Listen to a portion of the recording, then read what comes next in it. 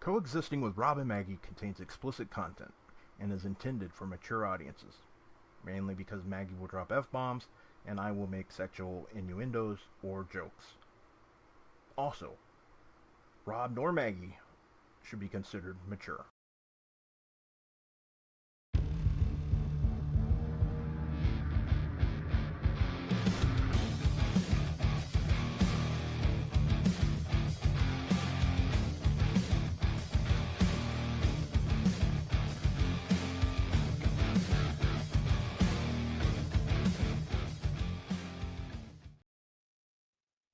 It's not about how hard you hit.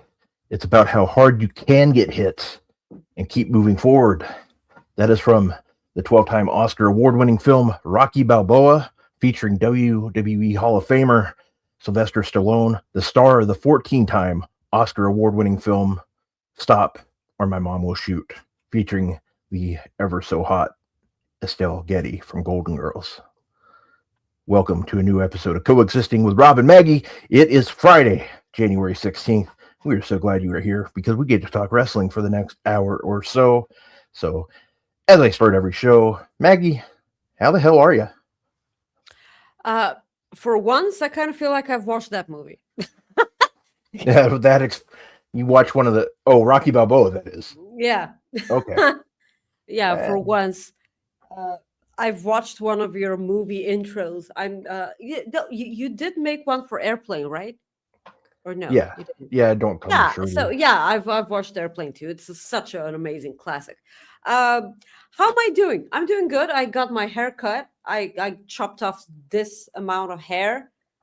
It's really weird. I'm removing all my blonde and I'm just leaving my natural hair to grow out because I'm starting to get grays and I just want them to grow out naturally. I don't care that I have gray hairs. That's perfectly fine. It's how nature goes.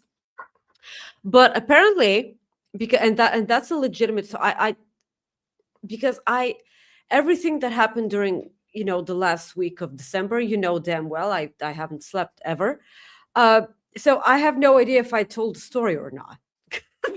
So just bear with me. I was I was just now starting my night shift, and there was a couple sat at the bar, and they're regular customers of ours.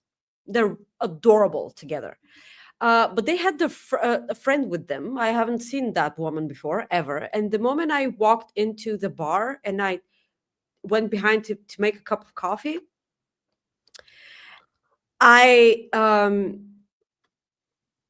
she immediately started complimenting my hair and my glasses for some reason. And I'm like, okay, thank you. That's not weird at all. Like we just, and then she was just like, you just need to refresh your blonde because it's really starting to fade out. And I'm like, yeah. It's on purpose. I'm growing out of my blonde period.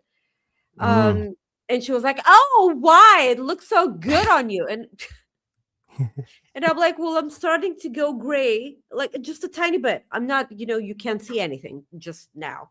And I'm like, I'm starting to go gray. And I just wanted to, to happen naturally. And I shit you not. No one would have believed me if I didn't have my coworker with me there. The words that came out of her mouth, you won't believe. She was like, oh, you're one of those gross feminists. Oh, wow. You're one of those gross feminists. And I'm like, excuse me? What does that even mean? Like, what's happening? I haven't even taken a sip out of my coffee. Just FYI. And she was like, all those fucking, I'm sorry for cursing, those feminists that made women believe that it's okay for you to have gray hair, it makes you look so old. And I'm just listening to her, standing there, spewing a bunch of garbage. And I'm like, excuse me. Okay, when she stopped talking, and I'm like, excuse me, I'm not 20. I'm 37. And I feel like when you're 37, your hair grows gray. And I'm sorry that, TV series and Hollywood and movies have had you believe that when you're 37, you're not gray and you're not starting to go gray. I'm really, really sorry to hear that. But it's just how it fucking goes. And have you said anything to him? And I point out, um, the couple sat right next to them, like they're friends. The man that has gray hair, and I'm like, have you said anything to him that he has gray hair? Have you told him to dye his hair because he looks old? And she and she's like, well, he's a man. What is happening? Those were all perfectly acceptable words for her, and I I can't even believe what I was saying. And my coworker, he was just like, he could, and he didn't help me or anything. He just, wanted to see her, drown in her misery or, whatever. But I couldn't believe that I was having this conversation with a woman of all people. And like her hair was bleached to this length. And because we can't grow out of it because she ruined it so much. That comment made me laugh right there. Yes. Thank you, sweetie. Jesus Christ. I rarely meet a Bulgarian Karen, but like that was the weirdest thing. And I'm like, when did we start shaming women for not damaging their hair? When did this start happening? And I want to be perfectly clear. I have zero problem with women deciding to dye their hair just so you can see their grays. I have zero problem with that. But making fun of women who decide not to do that and actually calling them gross feminists is the weirdest thing. So, having ranted for like 5 minutes now about this stupid situation, actually, I don't think I've told this before. Right? I didn't tell the story last week. Okay. It's all mushed up in my head, and I kind of feel like it's a dream, but it's really not. But this is the wrestling show. Hi guys, thank you so much for joining us. This is weird. What a weird start to the show. It goes right into the Cooper effect. Thank you for joining us. Please leave a like on the video. This is the most direct way in which you can support Rob and I and Fightful Overbooked as a YouTube channel. Please subscribe to Fightful Overbooked while you are here. If you like to support the show with your money, which Rob and I are always appreciative of.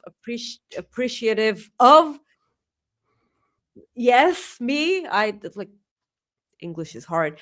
Please send the super chat. It's the bottom of the YouTube live chat, the little $sign. If you're watching on any other platform, you can send a humper chat at humperchats.com. It makes us keep a little bit more of the proceeds. Any amount will get your comment read on the air.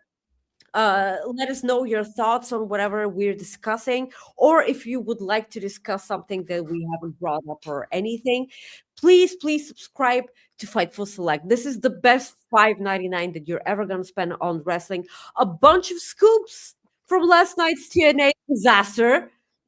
You're going to get a bunch more scoops in the upcoming weeks. Sean's favorite time of the year, the Fightful Awards. It happens to be my favorite time of the year too. You get to experience all of those. Also, this Discord or whatever the young children are doing nowadays. I have no idea what this is. And also a lot of contract news. This is the best, the contract news. We're going to talk about that a bunch. So, as we start the show, Rob and I agreed that we're going to start with the Cooper fact because it means a lot to, well, mainly me, but I'm sure that Rob just is right there with me. So we're going to go ahead and start with the Cooper fact this week.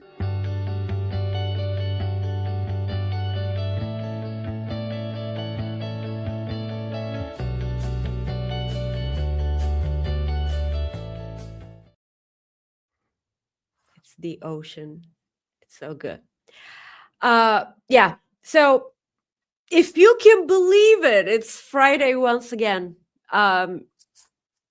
So exactly on this day, 1 year ago, we all became orphans. David Lynch passed away exactly 1 year ago. Um, and I hope I can get through this without crying, because it's hard. Rob and I didn't have a show this time last year because we didn't feel like having a show or whatever. Uh, so if you've been with us from the start of the show, or if you followed me on social media at all, you happen to know just how important David Lynch is to my upbringing. He's changed my perspective on life, and his passing left the biggest hole in my conscious, in my mind, and my life. The hardest thing to accept was that I was never gonna be able to watch something new from him. And now we have all those ridiculously wonderful movies that he made over the years. um Somehow I always leave out movies that I haven't watched from David Lynch, just so I can have something to watch and be amazed by, and spend a lifetime trying to understand, because that's usually how things go with David Lynch. And this was Inland Empire, and I watched Inland Empire a year ago when he passed away. Man, what a weird ass movie that was. So um I know that David Lynch isn't for everyone. I know it's hard to keep up with everything that he wants us to realize, and not liking David Lynch and not understanding his art. I want to be perfectly clear. This doesn't make you a dumb person, because I kind of feel like people get that I'm insulting him when I say that David Lynch, they won't get David Lynch. And I'm definitely not insulting anyone when I say that David Lynch aren't for them, because I can always spot a person who gets David Lynch, or a person who can get David Lynch if they aren't familiar with his art. So now we've left with everything that he made, and it's not just Hollywood movies or TV series. It's also photography, art, drawings, paintings, and sculptures, everything. Also, he kind of makes music too. So we've left with all of these things, and with the hope that he's creating so much art with Angelo Badalamenti right now, wherever they are. I'd like to believe that they're in the White Lodge. Um, so I know that we have in the comments people who have enjoyed David Lynch's work. So if you please share your favorite David Lynch art pieces, whether it be movies, TV series. When I say TV series, I obviously meant Twin Peaks. Uh, Shocking. So his art is also amazing. It's so weird. It's so fucking weird. I love that guy so much. And just the last, this is okay. Rob is so good because he knows me. So if we set aside all of the Twin Peaks series, movies, and everything Twin Peaks wise, Mulholland Drive is my absolutely all-time favorite David Lynch movie. Because out of all his weird ass shenanigans, I feel like this is the most easily digestible. I mean, it's really fucked up. I don't want to. I don't want you guys to get me wrong. It's a really fucked up movie. But from his Hollywood trilogy, that is the best thing. And this it's considered one of the best movies of the 21st century. And I'm not just saying that. A lot of people are saying that. Not to rip off Becky Lynch, but if you guys want to read anything, this is probably the best thing you can get. So this is this entire book is an interview by Chris Rodley with David Lynch. It's called Lynch on Lynch. I've read this 3 times right about now. It's the best thing ever, and I'm so sure that this was probably one of the hardest things that David Lynch had to do, this entire interview, because if you know David Lynch, you know what I mean. Yeah, so I'm leaving it at that. Rob, if you want to say something, like, I know David Lynch was the Cooper effect this time last year when we had the show, but if you ask me, David Lynch has to be the Cooper effect every week. So there. A lot of amazing work by David Lynch. Also, his short series are up on YouTube, and you can watch them. Please go and watch Rabbits. I dare you. It feels like being in the weirdest acid dream that you've ever been, and you're on mushrooms or any other like narcotic that you can get these weird things in your head. Yeah, so Rob, if you have something to say, you can, you're muted. I know how much of an impact he had on you, and like he didn't really have an impact on me until like after I met you, and then I've watched Twin Peaks, and I didn't get it the first time I watched it, and I like the second time I went through it. It made the art behind it is what I enjoyed, but I liked a lot of his other stuff. I liked more of his films than I liked the TV series stuff. So Mulholland Drive, I thought was fantastic.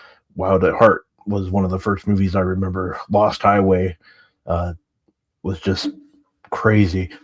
He's just a brilliant storyteller. That's what I like about him, and I'll miss. But the biggest thing is what's come out of this show the most is the Cooper effect, and that's because of Dale Cooper, and that's the character that we know that was played by Kyle MacLachlan and Kyle. So just a big fan of like his, and so like he'll forever have an impact on me because of that. So I know your favorite David Lynch movie is Lost Highway. Like ever since I made you watch Twin Peaks. And then we started talking actually about David Lynch, and you've mentioned Lost Highway. It is the weirdest movie, man. So Lost Highway, Mulholland Drive, and Inland Empire, that's the Hollywood trilogy that you have to watch. I don't think they're in any particular order, but this is the right order. Lost Highway, Mulholland Drive, and Inland Empire. Not to be snobby or anything. Well, Maggie, it's time to talk some wrestling. Yes, it is. What do you think? Yes.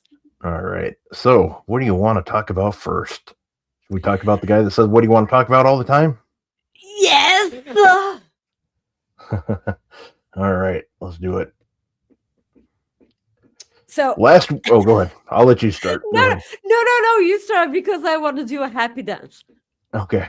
So last week on SmackDown, in the 3 stages of hell match, we had Cody Rhodes defending his title against Drew McIntyre, and we have a new champion, Maggie. How do you feel about that? Yes, we do.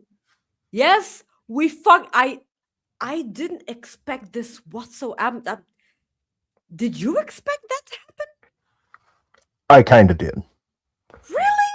Yeah, I kind of saw the writing on the wall. Like I didn't know what was going to happen. I'm not saying like I heard anything. I just had a feeling it was going to happen.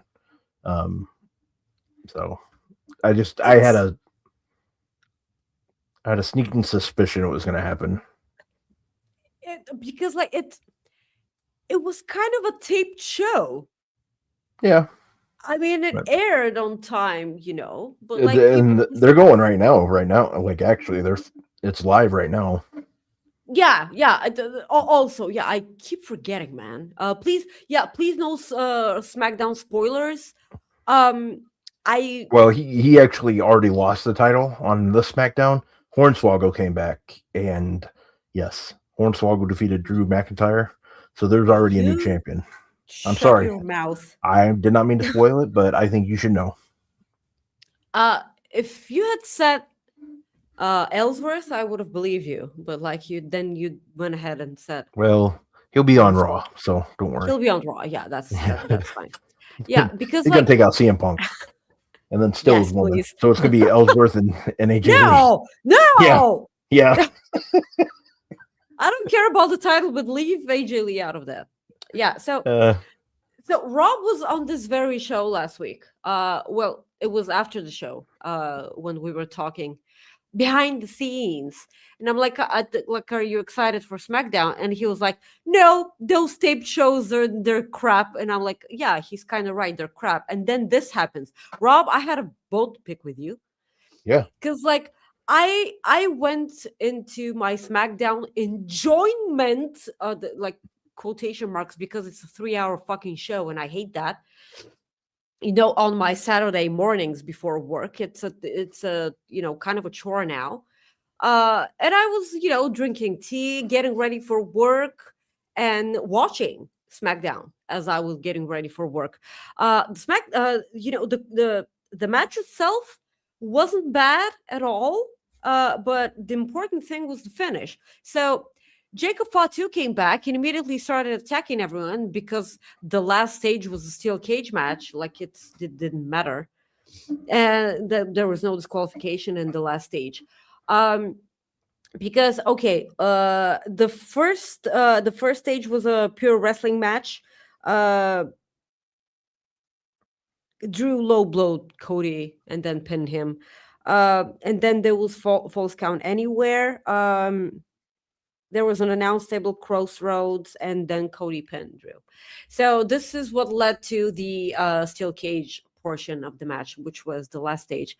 So Jacob Fatu came back, started kicking ass, and I'm like, okay, so this is how Drew Law loses, and then he goes ahead and just exits the cage and instantly wins the match and becomes new champion. And I was staring at the television set for like a minute with my jaw dropped to the floor. And SmackDown rarely gets to do that. The last time it happened was when AJ Lee came back. But that was a different thing. Because like I'm so torn. I feel like I've made myself exceptionally clear that I fucking hate the cage exit win for a steel cage match. It makes no sense to me. And I was torn because Natalie Imbruglia. yes, but it's a cover, so it's not her song. I know, but that's who made it famous. She's so good. It would. I know he's a heel, and this is exactly what works here.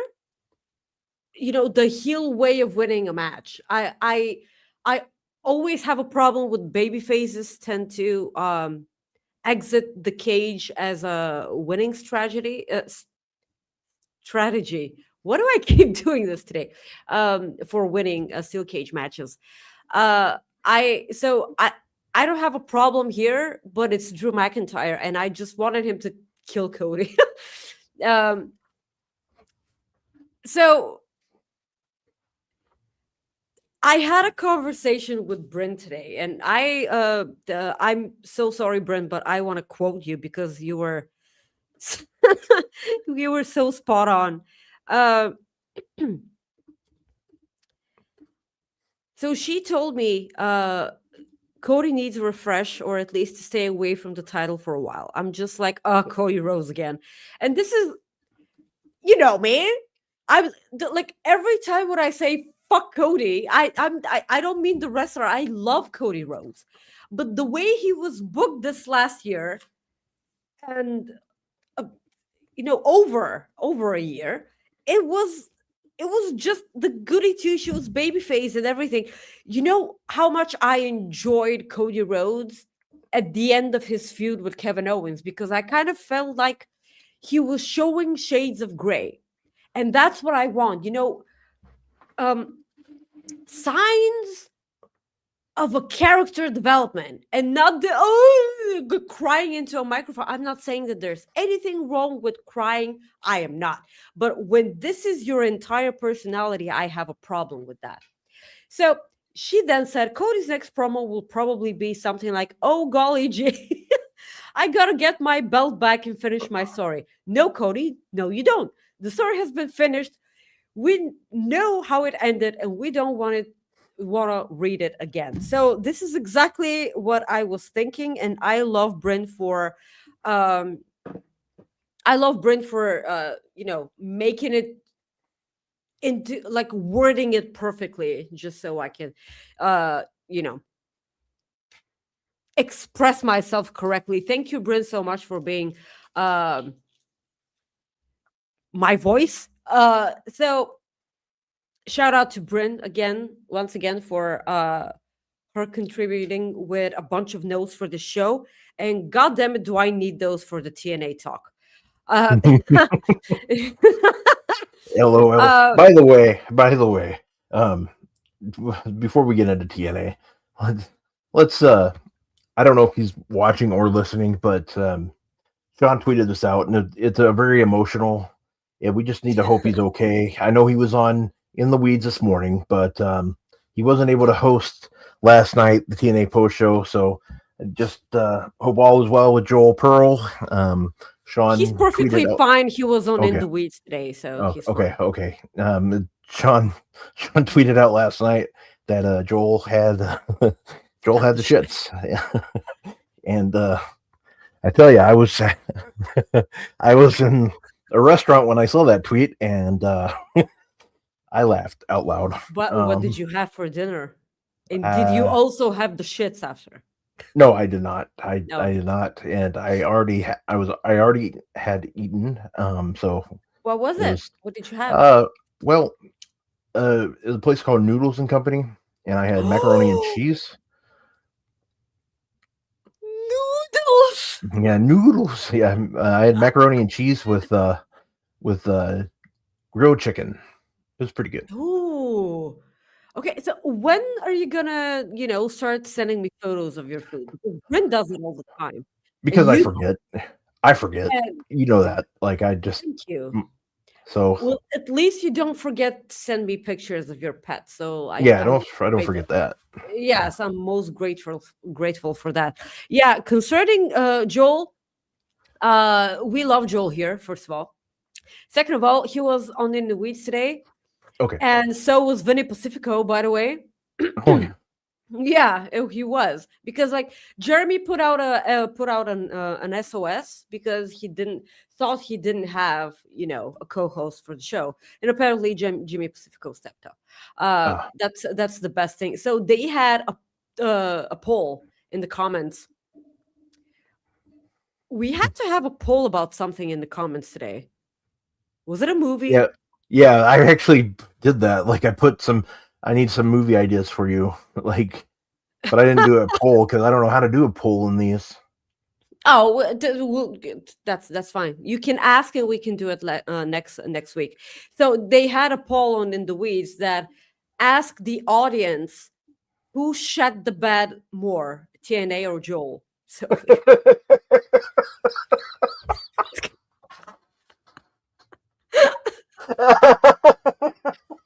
So I'm sorry, but gold like this is the reason why you need to be subscribed to Fightful Overbooked and watch In the Weeds, because this is what you're gonna get, okay? Like shenanigans and fuckery like this, and because we all know how much Joel shat the bed. The poll said TNA more. So Oh wow. so this is how much TNA was fucking enjoyable for everyone. Shit. Je- No pun intended. Jesus, Jesus fucking Christ. Yeah. So guys, send in your upper chats and super chats. Jesus Christ. I haven't seen you crack this much up I just was not expecting that. in quite a while. Just Uh, sorry, just was not expecting that. I know. This is absolutely fine. Yeah, so is there something else from SmackDown that you want us to touch upon? God, there seems like there was something. Well, no, yeah, I want to say I was pleasantly surprised that I was wrong about like it being somewhat of a international show and how sometimes those shows are boring. It wasn't an awful show. No, it wasn't. Raw, and I know we're going to talk about Raw here soon. Raw wasn't awful either for once. Like- Raw wasn't awful too. The other thing that we got on SmackDown was Trick Williams cutting off Randy Orton. So this is like hopefully something that we get to see in the near future because Orton doesn't have much time also too. Wow, and you know, Maggie, we finally got our first sponsor. Look at this. It just came through. So if you have diarrhea, Pepto-Bismol. It's the right thing for you. Was this already up there? No, I downloaded that. I don't usually. We're not gonna discuss bowel movements on this show. For once, that's good. For once, I mean, surely it's been addressed on In the Weeds today enough. Yeah. So, like, let's just move on to Raw.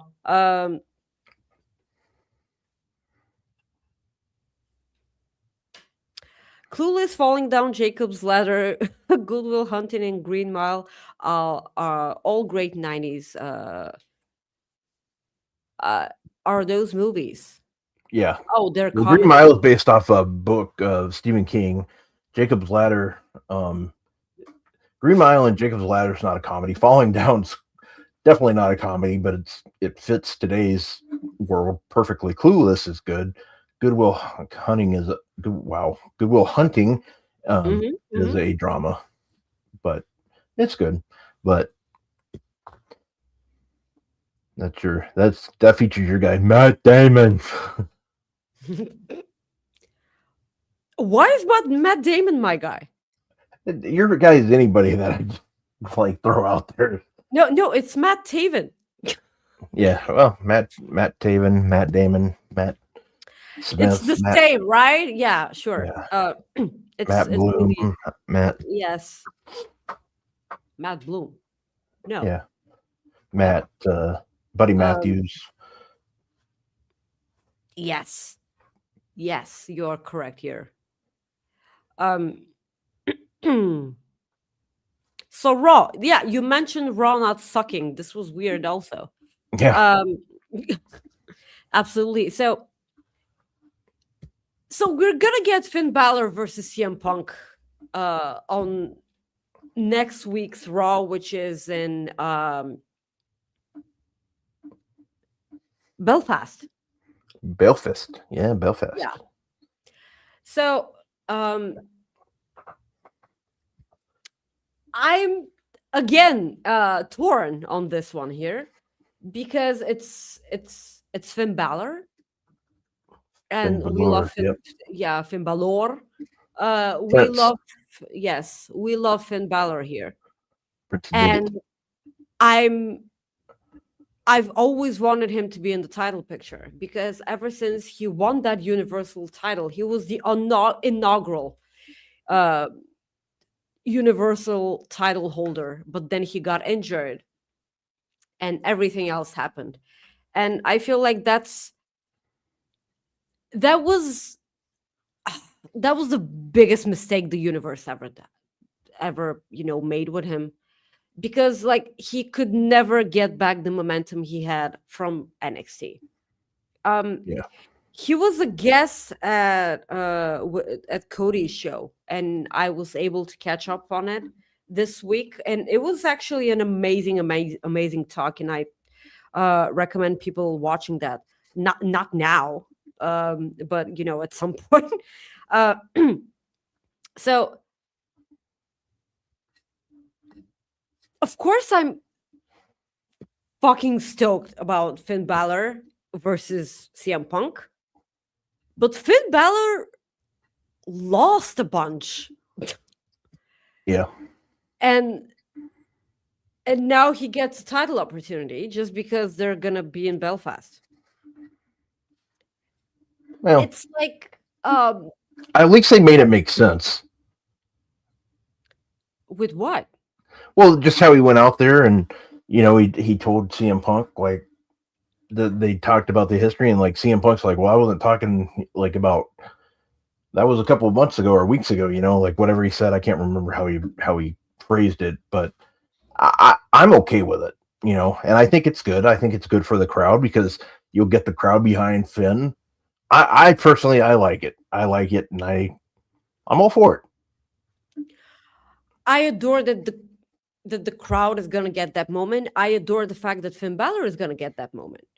But it just booking wise, it doesn't make sense. Story wise, it doesn't make sense. Oh, yeah, I understand what you're saying. Like he did nothing to earn that title opportunity. It's almost as if you haven't done anything whatsoever on the show, and then you just go out there and cut off the person who's holding a title and cutting a promo in the ring, and that's how you get title opportunities. So it's storyline wise, it just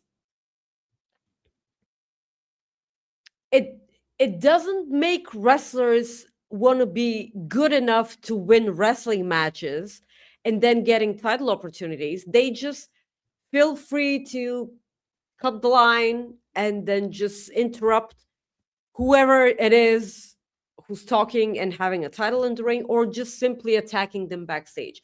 This is Nikki Bella all over again. And this is something that Sean was so fucking attacked online for saying.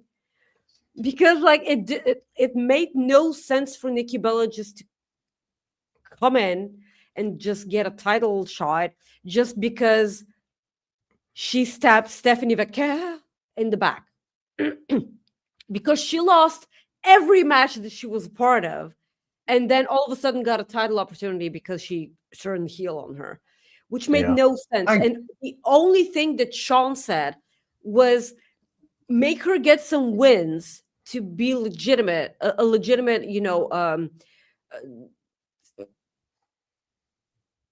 challenge for challenger for the champion, and they didn't do that. And I'm only saying the same thing here. I love Finn Balor. I wish that he was a champion for at least 2 million years because he's that good and he's done so much for wrestling. But sure, it's just weird the way we got there. And I understand this could easily be just a moment, just a wonderful thing for the crowd, a wonderful match for us to experience. And that is it. And that is it. And I've had the same critique when it comes to AEW just spewing out matches like that, because for me, Finn Balor versus CM Punk is a huge match. And I kind of wanted it to have, something of a bigger build. And I'm hoping that we get to have that in the near future. That is the only thing I'm saying. Okay. I got you. I understand.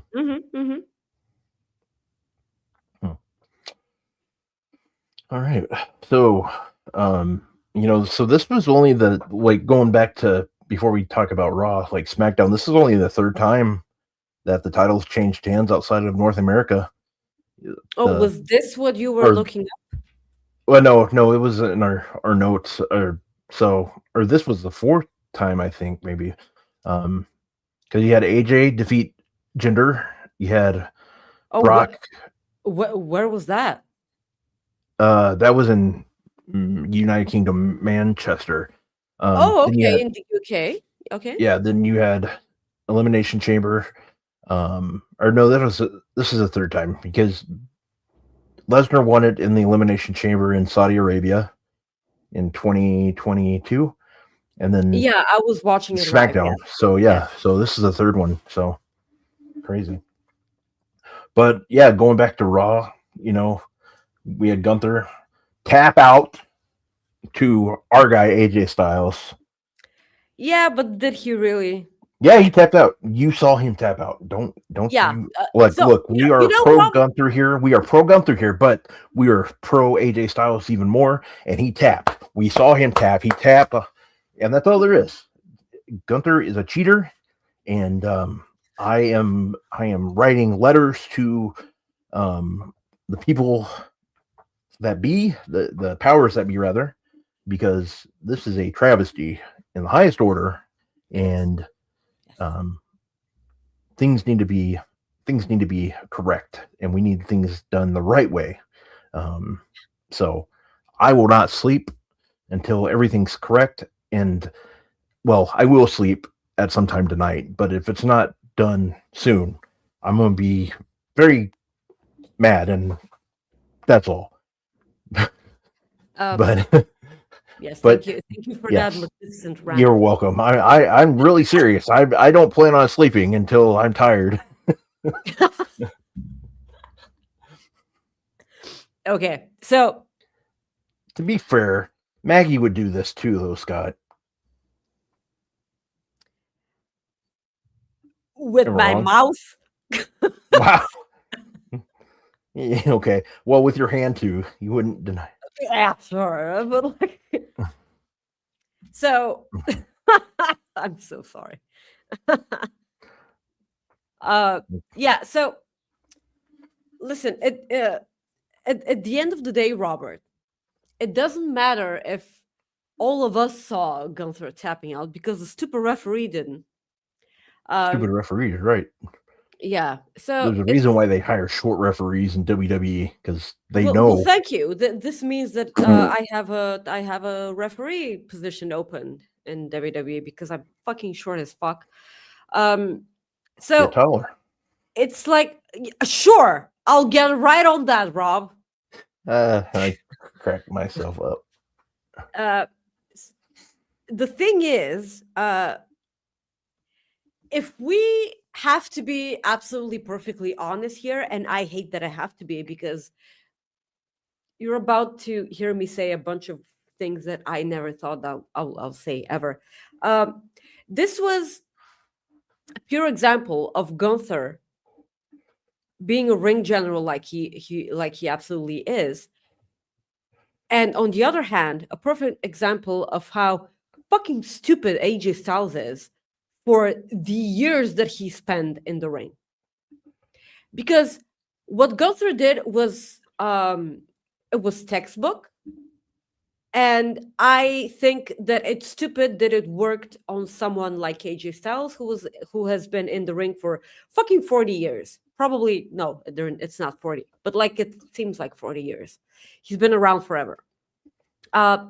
Because if you're a true veteran like AJ Styles is, you don't let go of the hold until you hear a bell.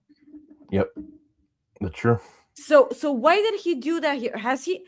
Because listen, AJ Styles' career has been all over the place, and I cannot possibly remember if he's ever done this before. Probably in TNA, if I have to be honest. I haven't heard anyone talk about this because like we've seen wrestlers be fooled by someone tapping out and then they just, I won the match. No, you win the match when you hear a bell and the referee raises your hand. That's when you win a match. So I'm really pissed off that this worked on AJ Styles, because any other person, Braun Breaker, if this is how you want Gunther to beat Braun Breaker on the main roster, if this is the way you want it to happen, make it so, because Gunther's entire shtick is being a ring general. Braun Breaker is an animal, he's barking all over the place and he can fucking break you in two. So that's his shtick. So this can work on Braun Breaker or Carmelo Hayes or any of the, young stars. Or if this is even more brilliant. If this is the way you want Gunther to beat Obafemi, I don't want that to happen. But if you want a way to make that happen, this is the way you make that happen. Not with AJ Styles, whose entire life has been wrestling. You don't do that with AJ Styles. So it kind of insulted my fandom for AJ Styles because, oh yeah, I won. No. Like, what? Are you new? No. I don't get it. Also, the first time AJ Styles had Gunther in the Calf Crusher, when Gunther started, slamming his head in the mat, this is the exact same way that Brock Lesnar got out of the Calf Crusher in during their Survivor Series match when they were both champions. That's exactly how it happened, and I got deja vu. But like, I don't ever want to have that with Lesnar, so please just let's not have that. But that was my huge ass bummer when it comes to this match. The match was really good, and I enjoyed it immensely. So I hope that this just means that we get to see that again. Yeah, I hope so too. Because AJ can be mad about that, and Gunther can be his final opponent, and Gunther can retire AJ Styles as well. So yeah, that's my 2 cents on that. I'm sorry if it was a bummer for people, but just it's not that big, it's not that deep. Also, it's like it's fine, but I just, guys, Rob and I are huge suckers for AJ. It's just it was just a bit insulting. That's all I'm gonna say. That's all I'm gonna say. And this is a huge fan of Gunther saying it. Just FYI. Yeah. Guys, get into those super chats. We could use at least one. That'd be helpful. Yeah, so did you see at a live event this past week there was a period, there was a part where Gunther was in the ring, and then El Americano was in the ring, and Gunther didn't want to have anything to do with him, like he was scared of him. Did you see that? No, I didn't. Jesus. Yeah. Can you just please find it and send it to me if you can? Yeah, I'll try to find it later. I'll try to find it.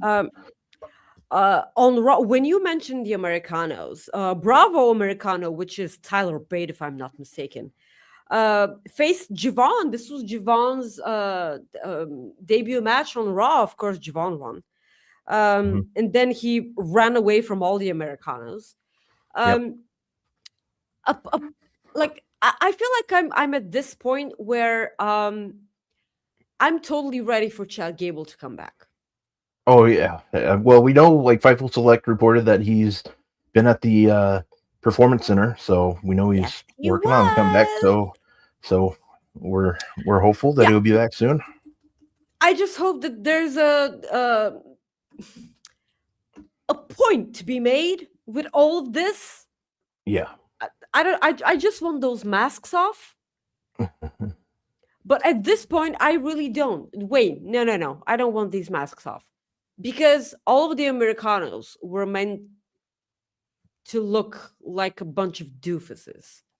And I don't want the audience to think that Tyler Bate and Pete Dunne are a bunch of doofuses. Yeah. That's all I'm saying. I don't want that. Guys, I have the hugest soft spot for Tyler Bate and Pete Dunne. I feel like this is what... Let's leave Gunther out of this. But this is the biggest middle finger to NXT UK. Why? Let's not do that. Because, Jesus. Yeah.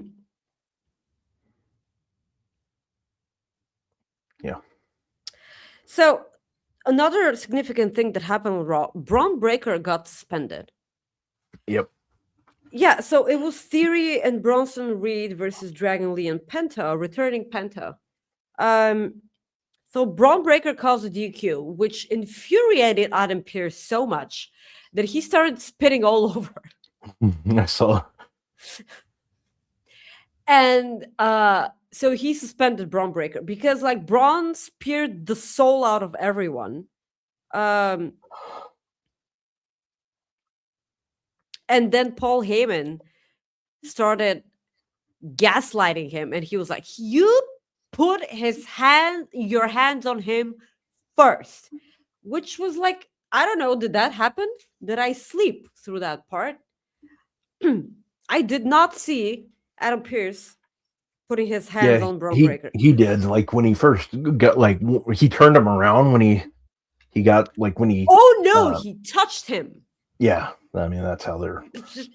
Yeah, I understand, but let's see where this leads to, because it's kind of like the way they brought it up. I already know how they're gonna do it. Like they're gonna waive the suspension type shit.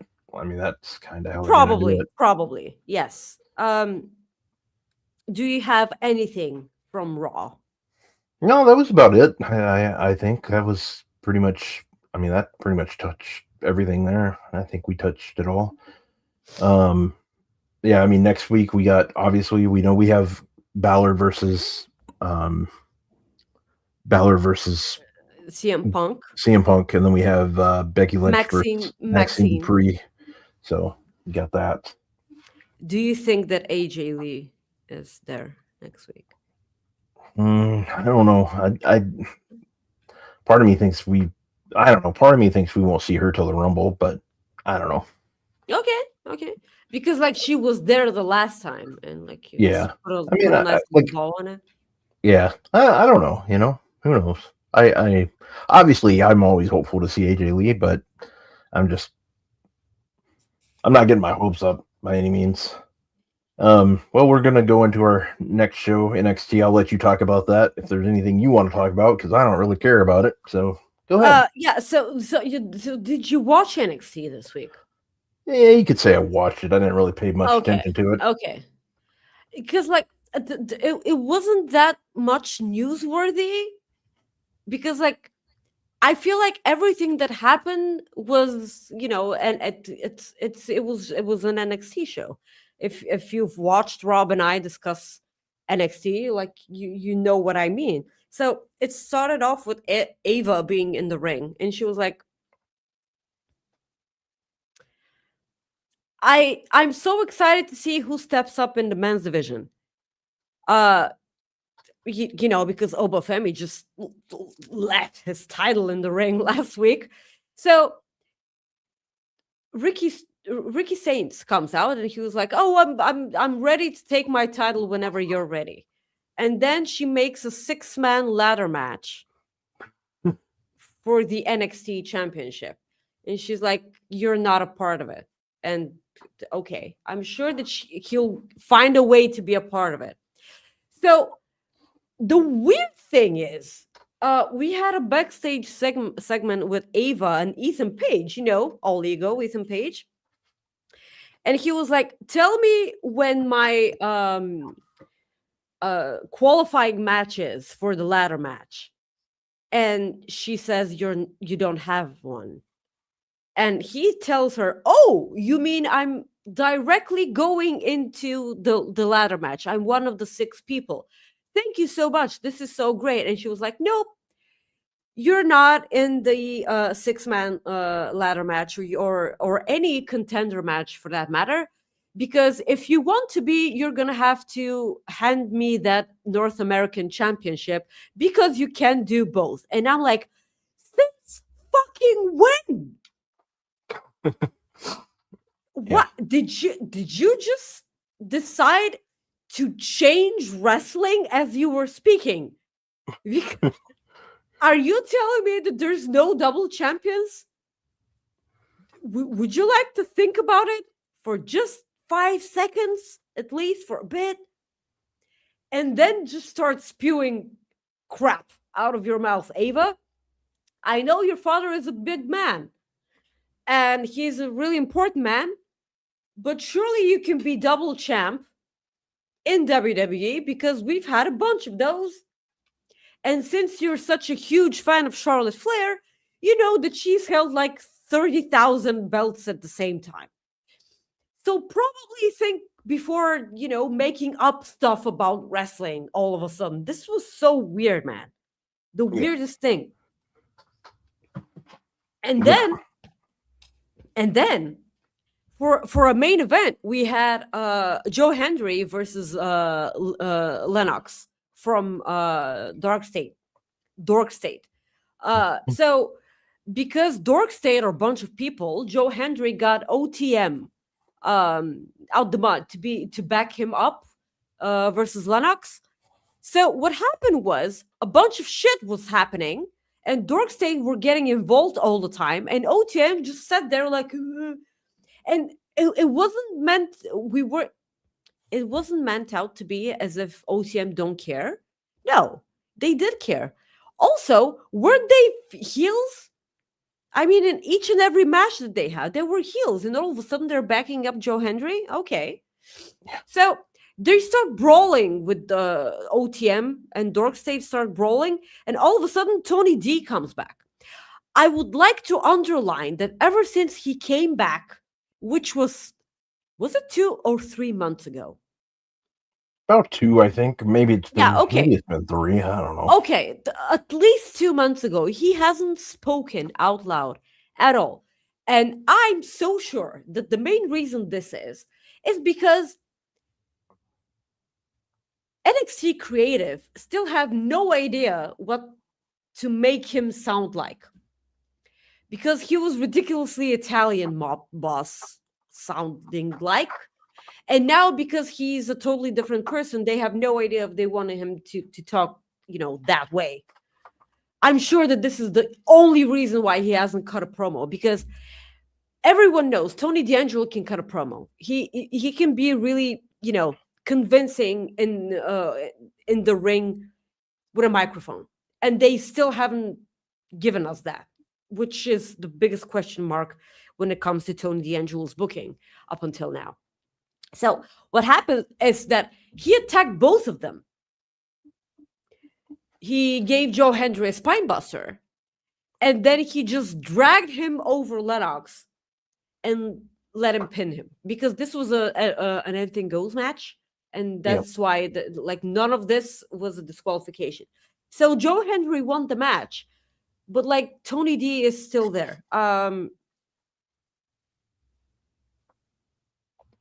He beats a bunch of security guards. And it's like, they don't know what to do with the return of Tony D'Angelo, because when he returned, he was targeting the title, and then he was targeting a different thing. And now he's targeting this. And it makes no sense, because he's just sitting in the stands, watching the show. And that's the only thing that he's been doing. It's kind of annoying, because Rob, you like Tony D'Angelo, right? Yeah. So don't you want to, see where this version of his character goes? Yeah, I've been waiting for it. I think we've all been waiting for it. It's like we've all been waiting for it. Okay.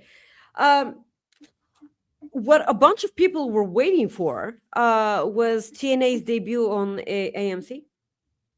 Mm-hmm. Yeah, and they got it last night. Rob, a direct question to you. Did you watch the show? I did.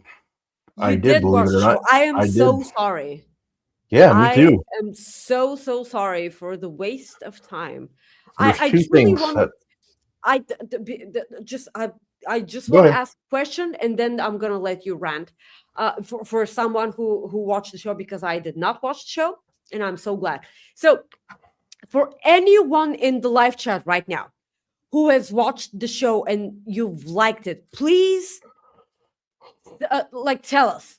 We're not gonna judge you for liking it. I'm so glad that if you enjoyed TNA last night, that you did, because it just means that you were entertained and you like what you liked. So by all means, if you like the show or if you like different segments of the show, please share it in the live chat. Or if you're watching later on, please leave a comment after the show is done, after the podcast, talking about the things that you like. Again, I'm so happy if you enjoyed NXT, but let's hear from someone who watched it and didn't enjoy it as much. Rob, you have the floor. I'm so sorry. Yeah. So yesterday, before the show started, I messaged Sean probably about 4 or 5 hours before the show. I go, "What do you think AJ's going to do there?" And he goes, "Rah rah," like rah rah, like pretty much just kind of do a AJ or TNA, let's go, blah blah blah. Like, and I'm like, okay, well, that sounds boring. And then sure enough, that's pretty much what AJ did. Like, rah rah, here we go, blah blah blah, and it's like we're on AMC now. It's like shit. So I mean, I was expecting like more, but that's all we got. And I was like, okay, thanks. And then later on, we'd see him like stare down or look down at Frankie Kazarian holding down the title. And then right when he did that, I'm like, well, just because I know it's TNA and he just looked down at that title, Frankie Kazarian's going to lose that title because that's just the way they do things. It's going to throw a wrench in everything. And sure enough, that's why. And sure enough, he lost. Yep.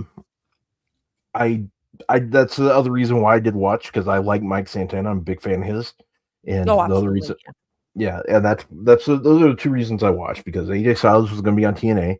I guarantee you, if AJ was not on there, I wouldn't have watched last night. I would have watched the main event later with Santana.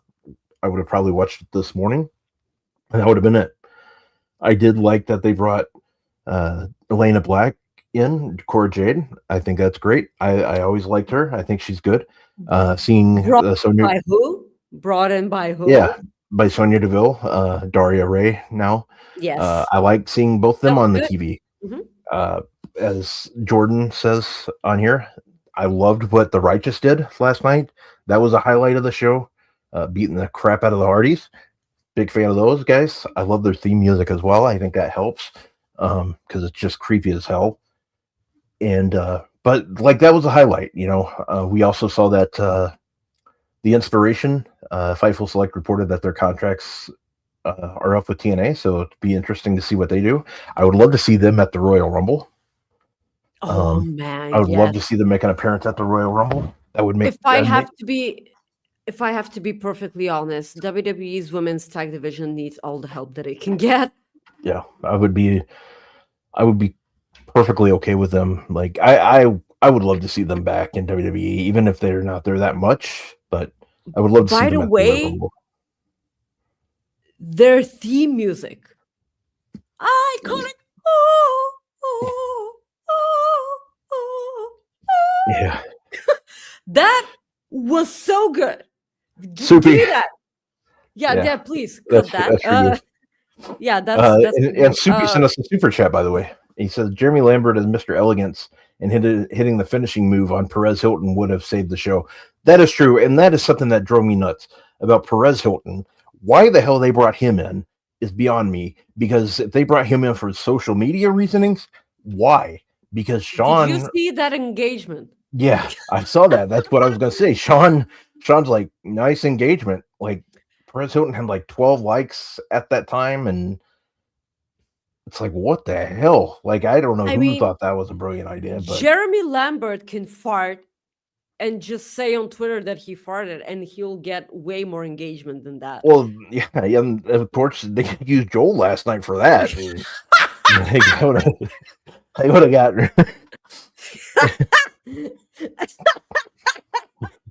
I mean, hell, but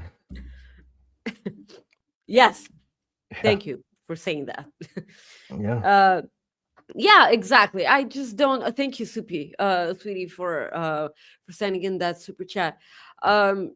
Yes, that was a bummer. Also, everyone that's followed Jeremy for a while knows that he has a mean V trigger. Yeah. He's V triggered people on shows.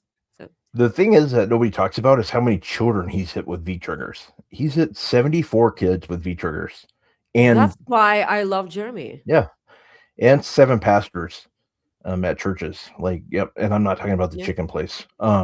Like different churches, and I stopped counting how many different like nursing homes he's gone to and hit V triggers, but it's probably in the thousands, and that's okay because guess what? We need to start Yes. slowing down these older people.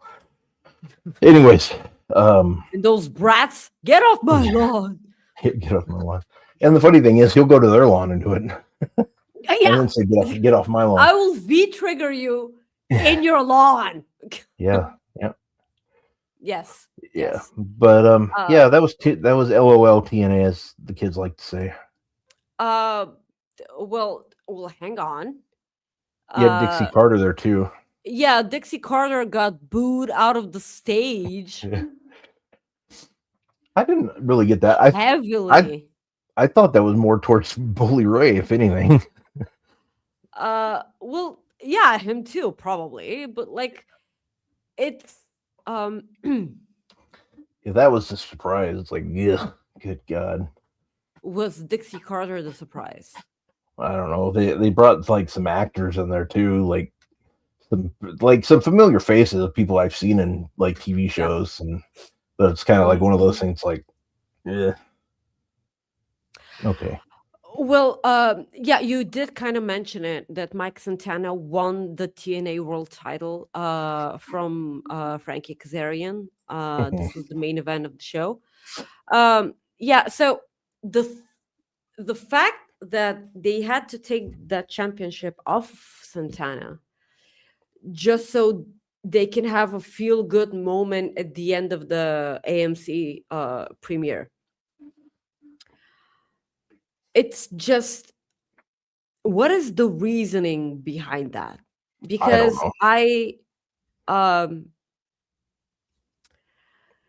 you could have had, because I know it's not gonna happen, but AJ Styles is right there, so why not have Mike Santana beat AJ Styles to retain his TNA championship? I'm sorry, but I'm a huge fan of Mike Santana, and of course I'm a huge fan of AJ Styles, so this is a huge match that I want to see at some point, and I'm not gonna, because I don't see it happening this year. And I think it'll happen this year, really? Okay. Yeah, I think so. Well, Styles has said he's done this year, so Exactly. so I do think it'll happen. I do think he'll wrestle in TNA. And we got a super chat from our good friend Doc. He says, "Hello, TNA was bad. Goodbye." Yes, it was. Thank you. Yeah, I did send a screenshot to Doc because I was talking to him today about TNA. I sent a screenshot from Brian Alvarez. It popped me immensely. I'm gonna send you the screenshot on Twitter. Okay. Here, yeah. If you send it, I can put it on here. Yeah, because that popped me immensely because it was... Did you see it? No, I don't. Yeah, I'm looking at it now. I'm pulling it up. Yeah. Okay, I'm gonna pull it up here. Yeah. You know, one thing I'll say is Alvarez could be freaking hilarious at times. He can be hilarious at times. I mean, different people, different opinions. Yeah. You know, wrestling isn't for every. You know, different types of wrestling are for different types of people. But Brian Alvarez has made a career. No, he hasn't. But he's made a career recently on the interweb that he is a huge opponent of Ava's NXT handling. So he's been incredibly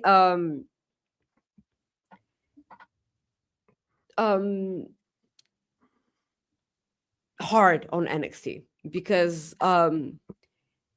he's been incredibly critical, and it's, but who hasn't? I've been critiquing that show ever since it became NXT 2.0, and it's NXT whatever the hell it is right now. Did you see him break down the I think it was from Collision this past week where it was the Death Riders versus Top Flight, I believe, where Mm-hmm. Wheeler Yuta was Wheeler Yuta, and I think it was Is this a spoiler? no, it was not. Oh, it was from last It was week. week, yeah, like, and it was. I think it was. I want to say it was Pac, but it might have been Garcia, but they were doing like crisscross in the ring, and usually Okay. you do it like twice at the most, but they did it 3 times because one of the Top Flight guys was not in their spot, Yeah, and so they had to do it again. Yeah. they had to do it one more, and then you could see Wheeler like look in his corner of the eyes, and he had to go around and dive over the ring post. And if you Yeah. watch, they catch Marina just dying. She's laughing so hard because like somebody's not in their spot, and Wheeler just loses it. Like he has to like run to find Yeah. him. And it was, I'll have to send it to you, and I'll try to put the link in the chat because it is hilarious. And like, Yeah, I want to see it's that. I funny. want to see Yeah, that. it's funny. It's So, good. so Brian Alvarez broke that down. Yeah, he broke it down, and like it's great because you see Marina just laughing, like she can't help it because it is hilarious. Like I Yeah, love it is. wrestling. Like I love seeing wrestling like Crack up. losers. Yeah, like because you know the thing is they're not perfect, and we don't rip Yeah, them ever. it's Like not we that don't. serious. It's just It's not fun that to see serious. because they're Yeah. they're having fun. You know, that's the thing. Like it's Yeah. good. But let's we were talking about AEW there, so let's talk about some more AEW. This past week we had AEW Maximum Carnage It was a take pretty place. damn good show. Yeah, it was very entertaining. It took place in Phoenix, Arizona, or right outside Phoenix, Arizona, Glendale, Arizona, I believe. So good show. They also pre-taped Collision there. Not going to go over the spoilers there, but Well, except for one, okay? Except for one. what's that? With the Hobbs one. Yeah, well, yeah, I was going to say Powerhouse Hobbs leaving AEW. We know he's likely headed to WWE. So there's that. But they also signed 4 guys from TNA, Maggie.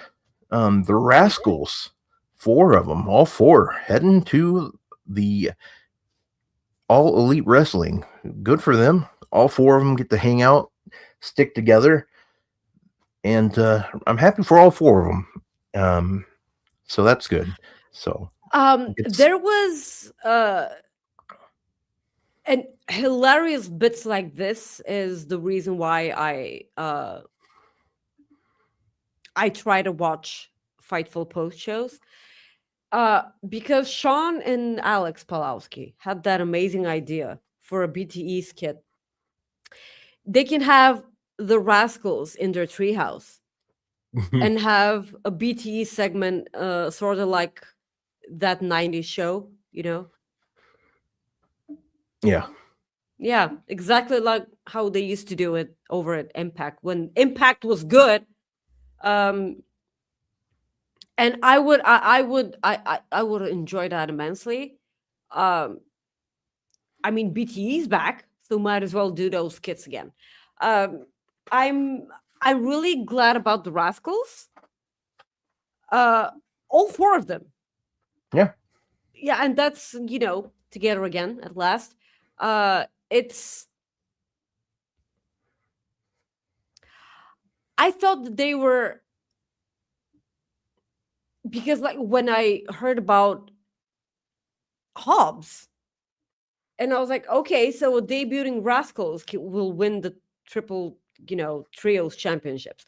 But no, Hobbs got pinned by Yeah, we're not going to mention it. Yeah, okay, but Hobbs was the one to get pinned, of Yeah, course, because he's out. He gone. Yeah, he You gotta gone. you gotta do business that way. That's the way it goes. Yeah, Just the way it is, how the way. baby. Things will never be the same. Yes. So the Ops aren't trios champions anymore. Hangman did. But they are in our hearts. Are they? Sorry. No, not really. No. Yeah. So Hangman did steal one of, the only title that Samoa Joe got left because he lost his previous one. Yeah. Yeah, so this is, I don't know.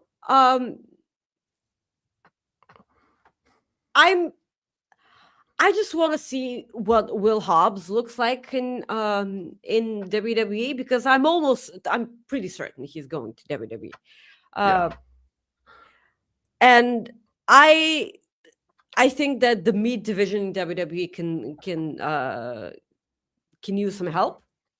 And I know that no one is talking about this because like people don't care, and I care. Because the most awesome meat match that happened ever in recent history was Miro versus Hobbs, and now they're both gonna be in WWE. So let's run that shit back. Yeah. Please. Yeah. And with Big E on commentary, please. Yeah, with Big E on commentary. Just get let's have that, and he can have a pedicure or at the ringside, because he's done that before. Like he was once he was soaking his feet in in water for pre-mani thing petty, and I enjoy that so much. So it was around the time where he was incredibly fashionable. He was wearing, and it was at that time that I wanted him with Miro to have a fashion off. And Miro just went to AEW and he was wearing all that fashion stuff, as the Bass Man, because that was his initial gimmick. So please run that match back, because I feel like this was the most enjoyable Miro match in AEW. Like, I know we saw him versus Bryan Danielson, right? Yeah, it was in the Continental Classic. Yeah. And it was a really enjoyable match. But this was the match against Will Hobbs. It was so great because everyone was chanting meat, and it was the weirdest thing because this was during All Out in 2023, and this was less than a month after All In. Yeah, the first ever All In at Wembley, and I attended that. And I was at that. I was at the Hangman or the Daniel Bryan or Bryan Danielson Miro match. Yes. So All Out was a really weird pay-per-view because it was, I feel like, a week or two after All In, and it was the booking was weird, and because like we just got a major pay-per-view, so let's have another big pay-per-view. So I kind of feel like this match held the pay-per-view together because it was so much meat, and everyone, like, that audience made that entire match because they were so fucking entertaining. And of course it was Chicago. It was Chicago. So yeah, let's just run that match back, please. And I know that the WWE fans will not disappoint when it comes to meat chants and everything.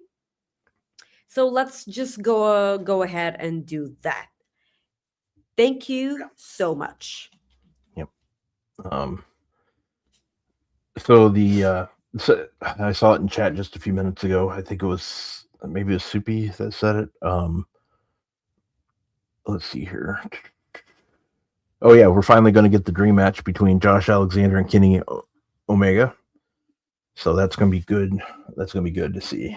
So the way we got to that, before we start talking about, let's just mention, because Samoa Joe sent Keith Lee. Oh my God, not Keith Lee, Brian Keith.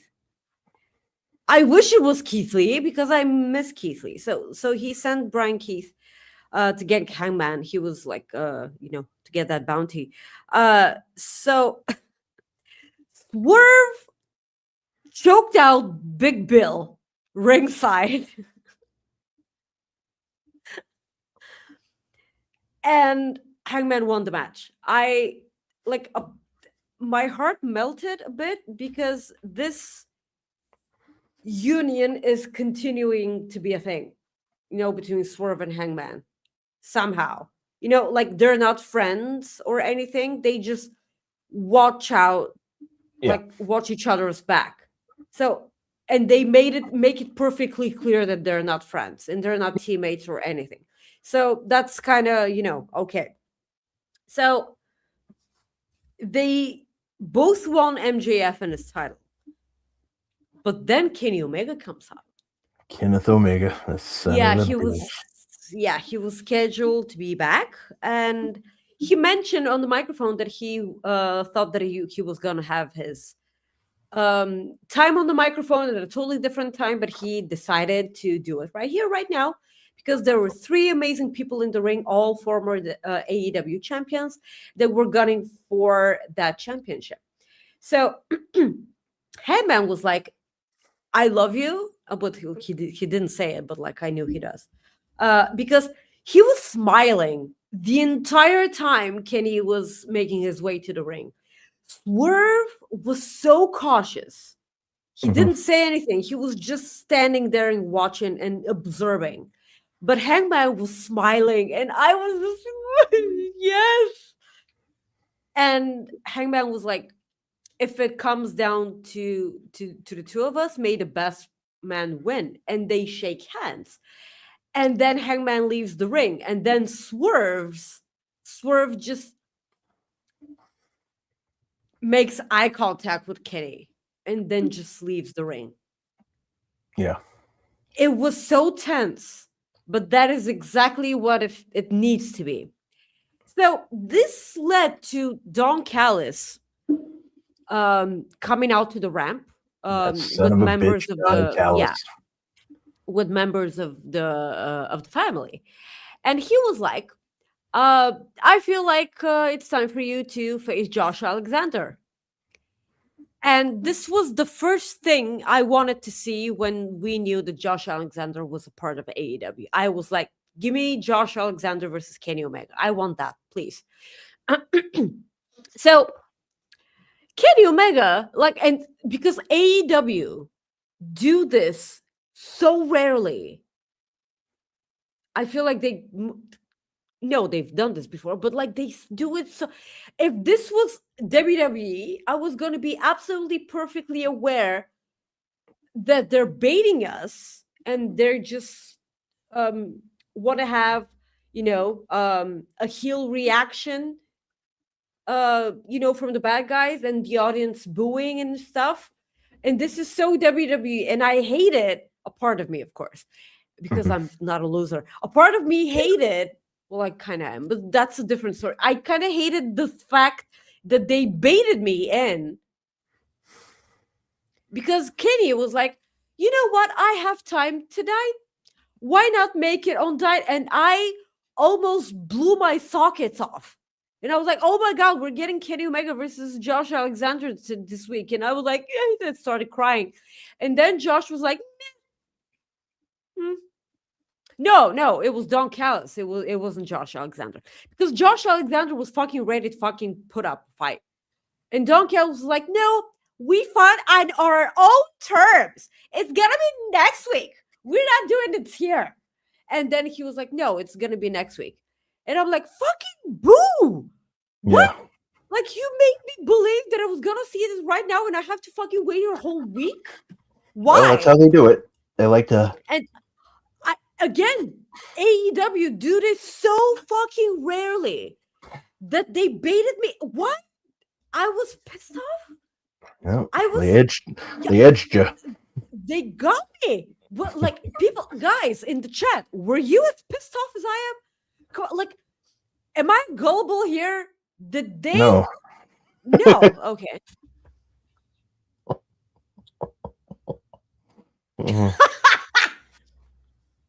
Thank you, Bryn. I see that you got home safely, because if you were able to type that while driving, I'm gonna have some words with you. But no, she said she got home. She said she made it home. Okay. Oh, thank you so much. So we get to see Kenny Omega Maggie, do you really think Bryn would actually sacrifice herself to do that.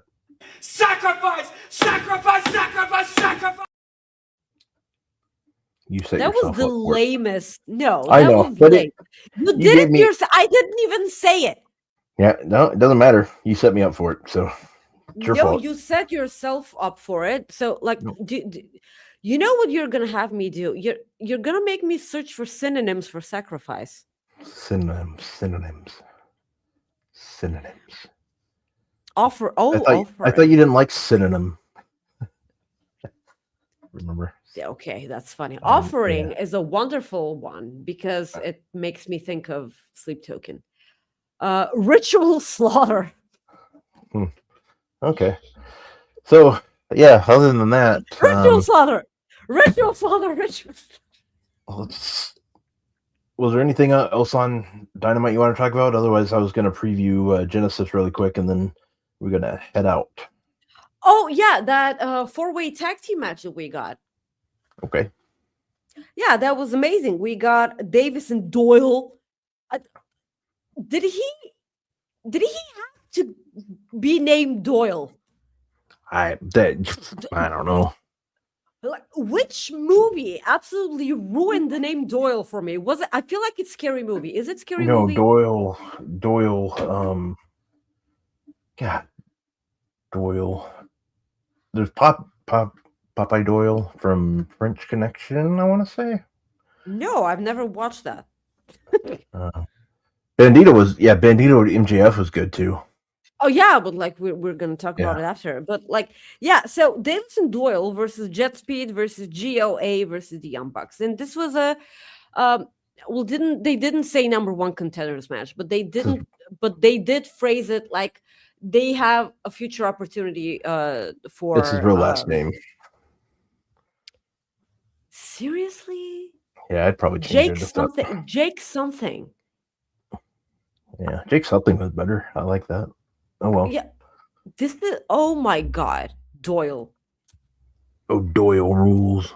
Thank you, Bryn. I hate it when you give me bad news. So thank you, sweetie. Yeah. So the thing it was that this was all over the place. Like it's a 4-way tag team match, and the Young Bucks are one of the teams. So I don't know what you were hoping to get. So the Young Bucks had the match won, but Ricochet pulled out the ref. So because of recent events from referees, I'm going to go ahead and assume that the only reason the match didn't end right here, because when you pull out the ref, apparently that's DQ, for recent memory, and recent wrestling history. Yes. So because it's a 4-way and there's no disqualifications, like that's the only reason why the match didn't end right there. So Ricochet pulled out the ref. And then Jack Perry got involved. I'm sure that we are getting Jack Perry versus Ricochet in the near future for the, what's it called? Is it the national title? Is it national or is it international?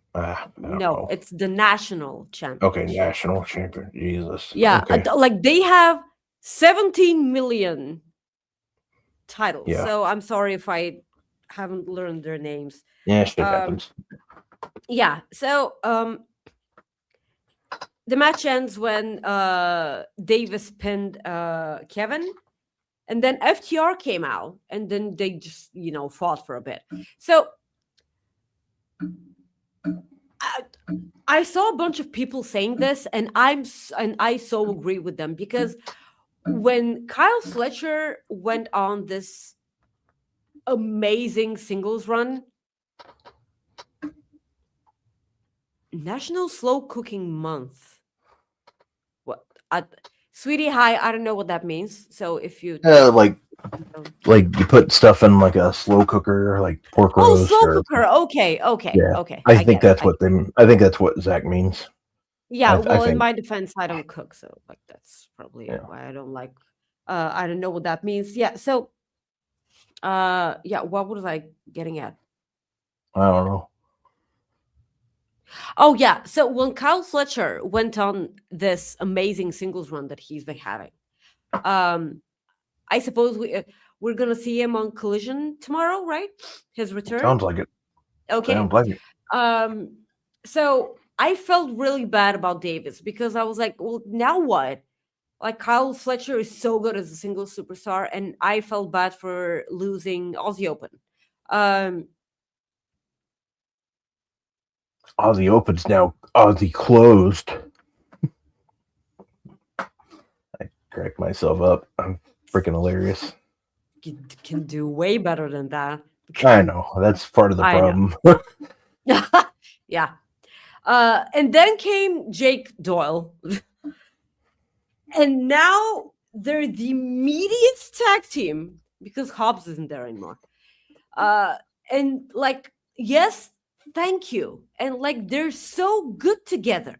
And I'm so glad that they won the match because I don't know if they're going to win the championships from FTR because like it's FTR, you know.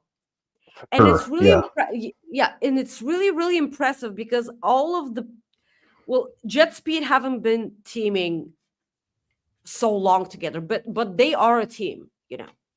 But all of the other teams have been teaming up for years now, and they just went right out and they're a brand new team. They just got put together in the Don Callis family, and they beat all of them. So I'm so impressed. And I can't wait to see what a match with them versus FTR is. Again, I don't know if they win or not. I'll be so fucking happy if they do. But it shows, you know, fresh blood being introduced into the tag team division. And I enjoy that. I enjoy that immensely. But yes, MJF versus Bandito. So MJF retained, of course. The match was good. The match was awesome. The match was awesome. Yeah. The match was fucking awesome. So it for a moment there, it kind of looked like MJF was ready to give props to Bandito after the match. He kind of did. But then he was like, psych, and he just started beating him up. Yep. Yeah, so Brody give the people what they want. Brody King. I have to stop saying Brody Lee. Brody King came out and rescued Bandito. So is it me? Because I have such a fucking wrestling brain. Every time Brody comes out to support Bandito, a part of me is waiting for him to turn heel. Is it just me? Because I'm not ready for that, and I think that right now is the most. That's not the right time to turn Brody. Yeah, I don't know. He doesn't give me that. Brody doesn't give me that vibe of turning heel yet, because I think I think people are going to cheer him either way, so I don't think they're going to do the heel turn yet. Or if they would, I don't see why they would. I think you keep him the way he is. Yeah, I just don't see him doing it yet. Yeah, so because Rob and I are both we both have the WWE brain problem, because if this was over at WWE, they would have turned Brody heel 2 weeks ago. It like anytime I see Randy Orton in the ring, I think whoever he's in the ring with, he's going to turn heel every time. Yeah, but like this Randy Orton, come on, like that's that's part of the problem though. But but it's Brody Lee and his incredibly over with the crowd, incredibly over. He's really good, and he's starting that, and people are starting to love him even more with the T-shirt campaign that he's doing. I'm not gonna get into it because I don't want to be political on the show. But he's getting like people in the audience are getting even more behind him now with everything that he's doing, and I feel like this is the most inappropriate time to turn him heel. And a part of me thinks that the grand plan was for him to already be a heel, but because they saw everything that was happening with the crowd and everything, and the reactions that he's been getting each and every week, they decided to postpone it. I'm not opposed to thinking that, because it's only logical. Because if you have someone who got naturally over like Brody, because he was totally naturally over. He was the most over person in the House of Black. Jesus, I almost forgot. So I can't wait for Buddy Matthews to be back. I miss him so much. I miss him so much. Yeah, so I suppose that next week's Dynamite is going to be off the hook, because we have the in-ring singles debut of Kenny Omega. What was Kenny Omega's last match? Was it against Okada? Yeah. Yep. Okay. Yep, that was a long ass time ago. Yeah. So yeah, for sure. No, I was just going to say, to wrap up, I was going to go over Genesis real quick, taking place tomorrow. TNA World Title Texas Death Match. Santana defends his title against Frankie Kazarian, with Nick Nemeth being a special guest referee, or a special referee. I don't know if you want to call it. Joe Hendry filling in for Leon Slater in the triple threat match against Moose and Cedric Alexander. TNA World Tag Titles, The Righteous taking on the Hardys. You have the Knockouts World Title, Lee versus Zarya of NXT. Edwards versus JDC. JDC's last match. Mustafa Ali versus Elijah. AJ Francis versus Rich Swann. Ryan Nemeth versus Mara Sadeh, and Joe Hendry in concert. So yeah, Joe Hendry's concert. Yeah, Maggie, I'll have you plug shit. Yes, I just drank my magnesium on the show. Just while you were going through the Genesis part, I drank my magnesium. I hope I can get some sleep after that, or just put on TNA. Guys, you can follow me on X or Twitter or Twix or whatever at Maggie_IK, and on Instagram at Maggie.IK. Thank you so much for spending your Friday with us, for I was about to say your night with us, because it's night where I am. But please leave a like on the video on your way out. Please wait for the show to be over and leave a comment below. That helps us out a lot with the awful YouTube algorithm. Thank you guys so much. Please subscribe to Fightful Select. Thank you. Rob? Yeah, guys, you can follow me at Rob Wilkins on X. I'm also on Instagram at Fightful Rob. I do want to say before we go, I live in Minnesota. A lot is going on here, and I just want to say, let's just be nice to each other. Let's treat each other right. It's not hard. It's really not. Too much is going on where I live. I love where I live. And there's a lot of great people here, and there's a lot of people that are bad. But a lot of the wrong people are being viewed because of the color of their skin. Yes. That's not cool. I love, like I said, I love where I live. I love this state. There's a lot going on. As far as the other stuff goes, as far as the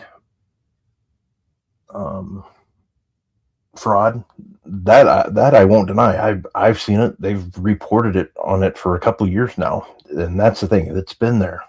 We know, people that live here know about it. It's there, and that needs to be addressed too. But a lot of things going on needs to be addressed, and I think people just need to take care of each other more than that. That's all I'm going to say. Just be treated the way you want to be treated. And I do want to also say, Maggie, I'm going to turn this to after saying all that nice stuff, I got to give you some jokes now. So. Oh, sure. I was so sure that you're going to do that. Yeah. So here we go. One of these I might have said before, because after I read it, I'm like, I might have done this one before, but I don't know. Maggie, one of my favorite memories as a child was building sandcastles with my granddad until my mother took the urn away. Okay, so maybe I didn't say that one. No, you haven't. Okay. And Maggie, what did the cannibal do after he dumped his girlfriend?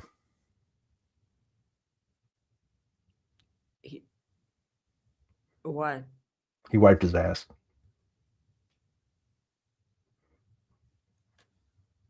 Guys, we will see you later. We'll see you next week for another episode of Coexisting with Rob and Maggie. We hope you had a great time. Yeah, hopefully.